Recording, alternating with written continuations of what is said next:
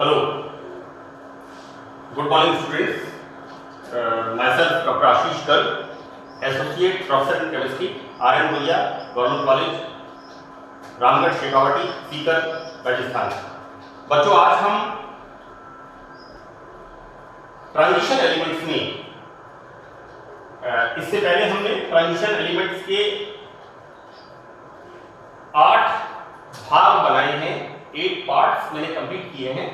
तो 8th part का ये बी पार्ट हमने ए पार्ट में 8th पार्ट के ए पार्ट में कैटालिटिक एक्टिविटी के बारे में पढ़ा था। किस तरह से ट्रांजिशन एलिमेंट्स बहुत अच्छे कैटलिस्ट होते हैं and this is due to the presence of empty d orbitals and the second reason is variable oxidation states, यानी संक्रमण तत्वों की जो ऑक्सीकरण अवस्था होती है वो परिवर्तित होती है, इसलिए संक्रमण तत्व बहुत अच्छे कैटलिस्ट होते हैं। मैंने एक एग्जांपल दिया था आयोडीन और पर सल्फेट की reaction in the presence of Fe third catalyst, और ए पार्ट में मैंने काफी डिटेल में इसको एक्सप्लेन किया था। एक बात मैं आपको बता दूं कि एग्जामिनेशन पॉइंट ऑफ व्यू से और फर्दर स्टडी कॉम्पिटिटिव स्टडीज के लिए आप जो प्रतियोगी परीक्षाएं देंगे उसके लिए ये मैटर बहुत ही कॉम्पैक्ट और कंप्लीट मैटर है। इसमें जहां तक मेरा मानना है किसी तरह के आपके मार्क्स का रिडक्शन नहीं होगा, और आपका जो प्रेजेंटेशन पार्ट है वो मैंने कोशिश की है कि एक एक चीज ब्लैक बोर्ड पे नोट करके जिससे आप अपने नोट्स अच्छी तरह से प्रिपेयर कर सकें और अच्छी तरह से स्टडी कर सकें। तो कैटलिस्ट को हमने बताया था कि जो रासायनिक अभिक्रियाओं में भाग नहीं लेते हैं लेकिन अभिक्रियाओं की गति को बढ़ा देते हैं और उत्पाद सरलता से प्राप्त होता है। एक एनर्जी आरेख भी मैंने बनाया था, कैटालिटिक एक्टिविटी का एक प्रोफाइल डायग्राम मैंने बनाया था, उसके अंदर ये बताया था कि इन द प्रेजेंस ऑफ कैटलिस्ट हमें काफी अधिक ऊर्जा की जरूरत होती है, जबकि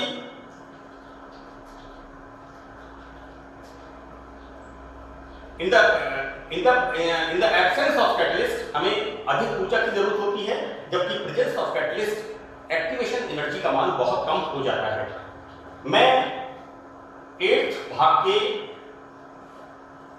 टॉपिक को फर्दर आगे एक्सटेंड कर रहा हूं, तो ए और बी 8वां जो ए और बी भाग है वो कंप्लीट टॉपिक हमारा हो जाएगा। तो संक्रमण धातु उत्प्रेरकों को 2 भागों में विभक्त करते हैं। पहला होमोजीनियस कैटलिस्ट। तो बच्चों, होमोजीनियस कैटलिस्ट में क्या होता है कि रिएक्टेंट एंड कैटलिस्ट की प्रावस्था, उनकी अवस्था, प्रावस्था, फेज समान होता है और इस तरह का उत्प्रेरण कहलाता है होमोजीनियस उत्प्रेरण कहलाता है। तो इस प्रकार के उत्प्रेरक या तो धातु आयन होते हैं या फिर संकुल आयन होते हैं, क्योंकि यहां पर अगर हम कोई रिएक्शन सॉल्यूशन में करा रहे हैं तो आयन और कॉम्प्लेक्स दोनों सॉल्युबल स्टेट में रहेंगे। मैंने यहां पर नोट किया है कि ये सामान्य विलायकों में विलय होते हैं, सॉल्युबल स्टेट में होते हैं। और एग्जांपल मैंने दिया है यहां पर, this is the rhodium metal RH, this is triphenyl, pH is the phenyl, phosphine rhodium का ऑक्सीडेशन स्टेट थर्ड क्लोराइड की उपस्थिति में एल्कीन H2 से क्रिया करके एल्केन बनाते हैं, राइट। तो ये एक बड़ा इंपॉर्टेंट कैटलिस्ट है, triphenyl phosphine rhodium third chloride. मैं आपको एक बात और बता दूं कि आप अपने प्रेजेंटेशन में एग्जांपल्स जरूर दें। मैंने आगे भी 5 एग्जांपल दिए हैं जिससे हमारा एक्सप्लेनेशन बहुत ज्यादा इफेक्टिव हो जाता है। तो this is the homogeneous catalyst जिसमें प्रावस्था समान होती है और ये समान विलायकों में विलय होते हैं। और हमने एग्जांपल देखा triphenyl phosphine rhodium third chloride. दूसरा इसमें है हेटेरोजीनियस कैटलिस्ट। तो इसके अंदर क्या होता है कि कैटलिस्ट और रिएक्टेंट हम जब रिएक्शन कराते हैं तो उसमें इनकी अवस्थाएं, प्रावस्थाएं, फेज अलग अलग होते हैं, राइट। तो इसके अंदर क्या होता है, धातु या उनकी यौगिक उत्प्रेरक का काम करते हैं।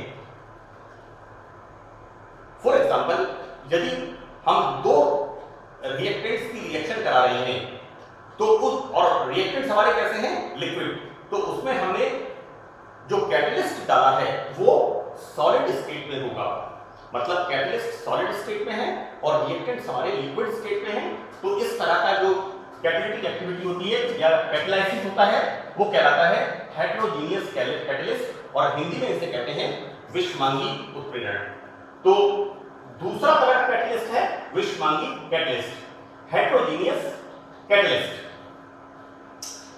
यहां पर जो मेटल्स होती हैं उनमें ये जरूरी है कि या तो उनके अंदर डी कक्षक खाली हो, यहां पर डी कक्षक खाली हो।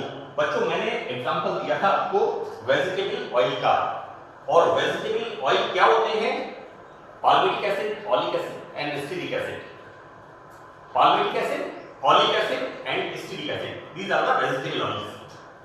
तो वेजिटेबल ऑयल के अंदर जब हम निकल पाउडर डालते हैं तो इसमें क्या होता है, इसका अनसैचुरेशन खत्म हो जाता है और ये सॉलिडिफाई हो जाते हैं। ये मैंने एथीन का एग्जांपल लिखा है और यहां पर बनाया है, यहां पर एथेन, राइट। बच्चों, मैं बताऊं आपको कि जो ऑयल्स होते हैं वो कैसे होते हैं, असंतृप्त वसीय अम्ल, अनसैचुरेटेड फैटी एसिड्स, मतलब उनमें डबल बॉन्ड्स होते हैं, और वो डबल बॉन्ड्स इस कैटलिस्ट से क्या हो जाता है, hydrogenation, addition of hydrogen, right, reduction हो जाता है, और इस तरह से सैचुरेटेड फैट मिलती है और ये सैचुरेटेड फैट सॉलिडिफाई हो जाती है। तो वे मेटल्स आती हैं इस कैटेगरी में, हेटेरोजीनियस कैटेगरी में वे मेटल्स आती हैं जिनमें या तो डी कक्षक खाली होते हैं और या उनमें अनपेयर्ड इलेक्ट्रॉन्स होते हैं। अब यहां पर होता क्या है कि इसमें धातु या यौगिक की सतह पर हमने जो कैटलिस्ट किया है, यहां पर जो कैटलिस्ट हमने लिया है, किस प्रकार का कैटलिस्ट है, either presence of empty D orbitals और प्रेजेंस ऑफ अनपेयर्ड इलेक्ट्रॉन्स। तो यहां पर धातु या यौगिक, ये क्या है, कैटलिस्ट की सतह पर रिएक्टेंट का अधिशोषण, एक टर्म है यहां पर कीमो एब्जॉर्प्शन, हो जाता है, राइट। अब ये जो कीमो एब्जॉर्प्शन होता है इसमें क्या होता है, सपोज हमने वेजिटेबल ऑयल लिया और इसमें निकल पाउडर डाला, तो क्या होगा कि जो वेजिटेबल ऑयल है इस तरह का, जो हमारा वेजिटेबल ऑयल है that is unsaturated fatty acid, उसमें क्या होगा, जो निकल के खाली कक्षक हैं उसके अंदर ये इलेक्ट्रॉन चले जाते हैं, राइट। और इन इलेक्ट्रॉन्स के जाने से निकल की ऑब्वियसली ऑक्सीडेशन स्टेट पे चेंज होगा, और फिर क्या होगा, ये इलेक्ट्रॉन्स वापस इसमें चले जाएंगे और यहां पर हमें क्या प्राप्त होगा, वेजिटेबल ऑयल से सॉलिड फैट प्राप्त होगी। तो यहां पर ये जो मैंने कहा कि कैटलिस्ट की सरफेस पर अधिशोषण हो जाता है, this is the process is chemo absorption, the right, this is the term is chemo absorption हो जाता है। तो और एक बार हम क्या देखते हैं, हमने निकल डाला, इसको स्टीरिंग किया, हिलाया अच्छी तरह से, तो क्या होता है, फ्लास्क या बीकर गर्म हो जाता है, राइट। यहां पर रिएक्शन किस तरह की होती है, एक्सोथर्मिक रिएक्शन, यहां लिखा है इस क्रिया में जो ऊर्जा निकलती है, right. Exothermic reaction, endothermic reaction, दो तरह की रिएक्शन होती है। तो यहां पर क्या होता है, जब कीमो एब्जॉर्प्शन का प्रोसेस होता है तो उसमें ऊर्जा बाहर निकलती है और वो उत्पाद बनाने में सहायक है, हमें और अधिक ऊर्जा देने की आवश्यकता, बहुत मतलब और अधिक देने की आवश्यकता होती है, बट बहुत ज्यादा हमें ऊर्जा देने की आवश्यकता नहीं होती है, राइट। तो ये दो तरह के कैटलिस्ट हैं, one is the homogeneous catalyst and other is the heterogeneous catalyst. अब बच्चों हम इसमें एग्जांपल देते हैं, तो सबसे इंपॉर्टेंट एग्जांपल जिसे हम कॉमनली काम में लेते हैं, डालडा घी, वनस्पति घी जो हम काम में लेते हैं, तो यहां पर निकल चून हम यूज करते हैं, राइट। तो निकल चून के हाइड्रोजनेशन से ये जो वेजिटेबल ऑयल्स होते हैं ये सैचुरेटेड फैटी एसिड्स में कन्वर्ट हो जाते हैं और ये सॉलिडिफाइड हो जाता है। मैं आपको एक बात बताऊं कि जो वनस्पति घी आता है उसके कंटेनर में 15 केजी का, 14 केजी का, 16 केजी का जो भी कंटेनर आता है, उस कंटेनर में जो लास्ट में जो वनस्पति घी बचता है उसका कलर आप ऑब्जर्व करिएगा, स्लाइट ग्रे और डार्क ग्रे कलर का होता है। तो वो क्या होता है, जो बचा हुआ निकल पाउडर होता है उसका रेजिडुअल सब्सटेंस होता है। हालांकि जब ये प्रोसेस इंडस्ट्री में, फैक्ट्री में किया जाता है, क्योंकि वेजिटेबल ऑयल क्या है, ईडिएबल, हम खाते हैं उसे, राइट। तो वेजिटेबल ऑयल के कंटेनर में लास्ट में आप देखेंगे कुछ ग्रे कलर का सब्सटेंस बचा रहता है, वो क्या होता है, निकल पाउडर। इसलिए कॉमनली जो नीचे का बचा हुआ वेजिटेबल ऑयल वनस्पति घी होता है उसे सामान्यतः प्रयोग में नहीं लेना होता है, ठीक है। और मैं आपको एक बात बता दूं, हालांकि हम कैटलिस्ट यहां पर पढ़ रहे हैं, तो ये एक बड़ी इंपॉर्टेंट चीज है, वनस्पति घी बहुत प्रमुख तरीके से यूज होता है। तो यहां पर ये जो निकल होता है, ये निकल allergic and throat related problems के अंदर कॉमनली बहुत ज्यादा उसको बढ़ाता है।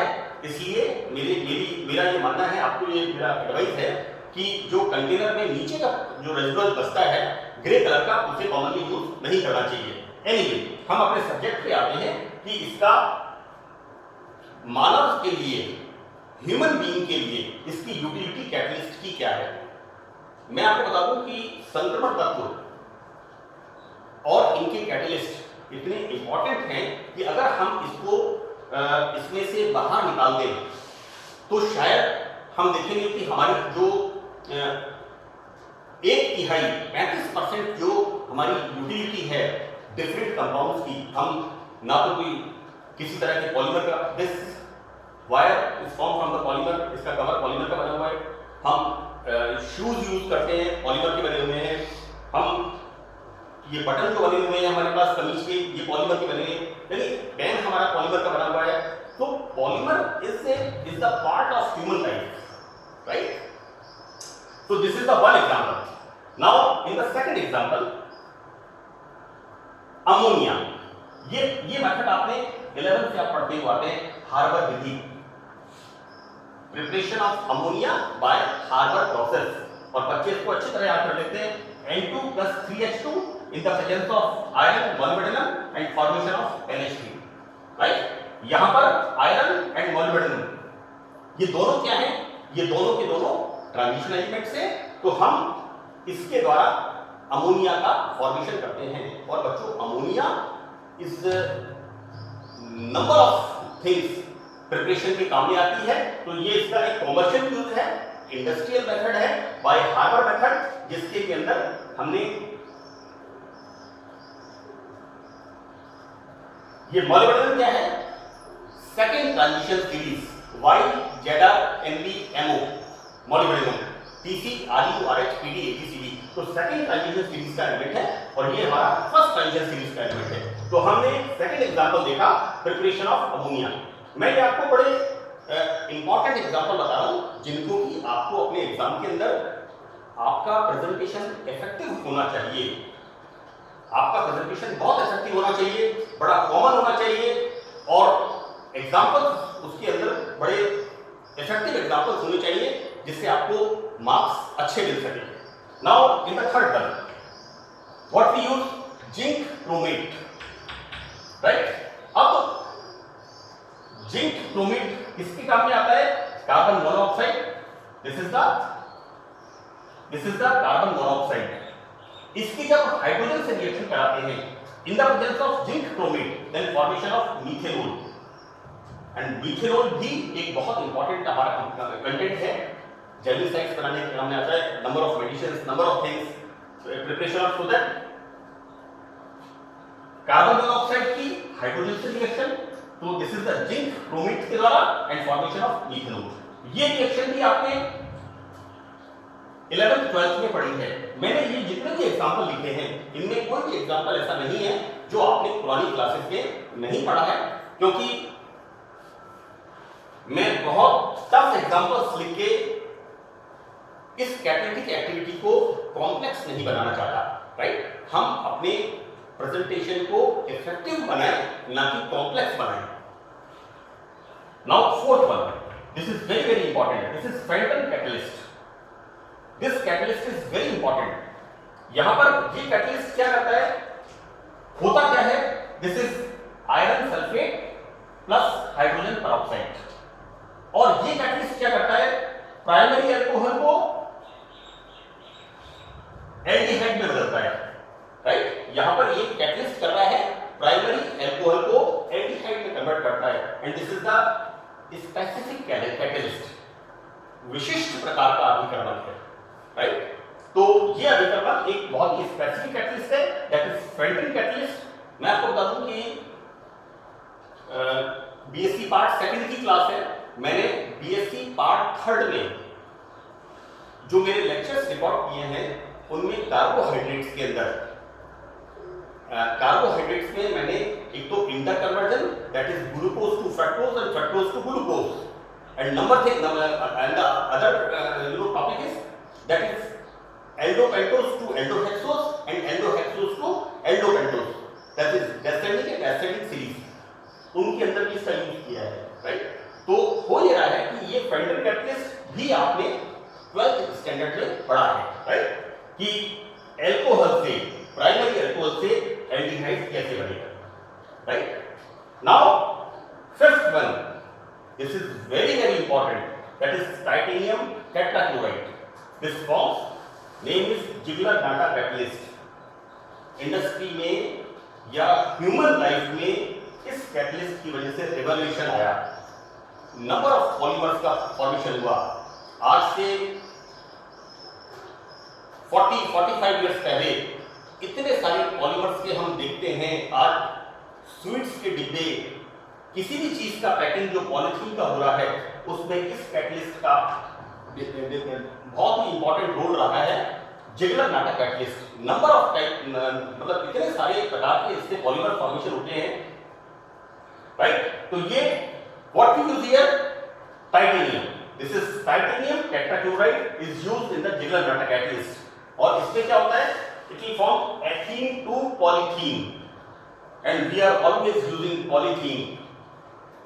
कोई चीज हमें पैक करना हो, कोई चीज हमें कैरी करना हो, so that polythene is the very important part, right.